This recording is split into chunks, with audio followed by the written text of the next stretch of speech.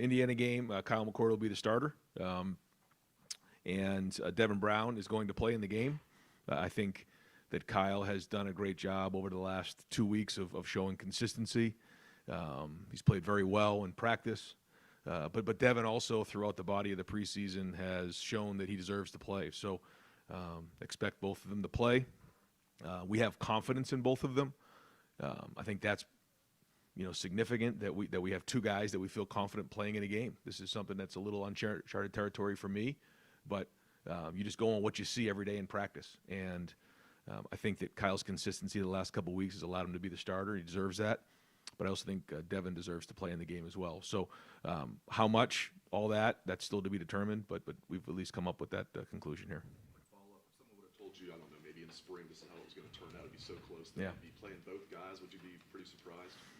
I didn't have a lot of expectations other than I felt like both guys have a chance to be really good quarterbacks, and you just don't know. And when you start to create expectations, then maybe you can start to do things that can put you down a certain path. I decided not to do that. Even really stepped away a lot in the spring and kind of let it all play out. Been more involved this preseason.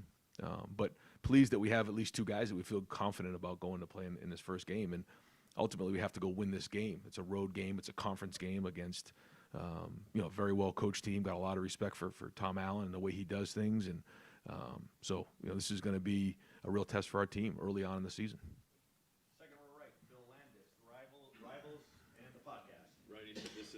Uncharted territory for you a little bit. So what do you rely on then as you try to formulate a plan to play two quarterbacks? Well, I think the first thing is you just have to go watch them play in the game. And it's one thing, in practice you see certain things, but to get tackled and to move the team down the field and, finish off drives, do well on third down, do well in the red zone, that's going to continue to play itself out during the season. And there's been teams that have done this similar before, and ultimately, I told the guys when I met with them today that the goal is to go, win championships. And when the season's all said and done, the story is going to be written. What we can't do is ride the roller coaster every drive, every game. They both need each other right now, and I think that's great. They make each other better. I think the competition has made them better, and it's been back and forth. And so we'll kind of go into the game, each game with a plan, and then evaluate it after that. I think that's all we can do. The idea of not riding the roller coaster, can that apply to the coaches as well? When you have two that can play, weighing like, oh, this doesn't look that good, should I put the other guy in now? Like, how do you think that might go? Well, I told both of those guys this isn't going to be a situation where, they need to be worried about getting quote-unquote benched, being in the game. That's not the case. They have to go play through some of that stuff. CJ kind of went through it his first couple games, and when he was here as a sophomore.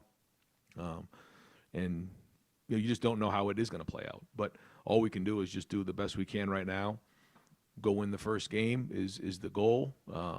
And how that looks, I don't know exactly how it's going to be. And then a week from now, we're in a different place. We have more to go on, a bigger sample size of in game, and we go from there. I just don't have a crystal ball on this, and I'm not sure how it is going to shake out. But I think what we're doing is fair based on what we've seen this preseason.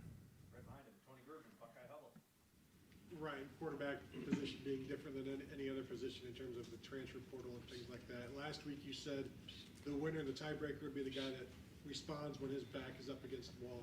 Kyle McCord being pushed by a younger guy at quarterback. If you get pushed by that younger guy and he goes past you, that's something significant. So to see him respond these last 2 weeks with that kind of pressure, what are your thoughts about that? Well, I'm pleased with that. I think that is exactly how things shook out a little bit this preseason. I think that Devin made a real strong push about 10 days ago, 2 weeks ago, and then Kyle responded with some really consistent play. And that was a good response, and that was, very encouraging.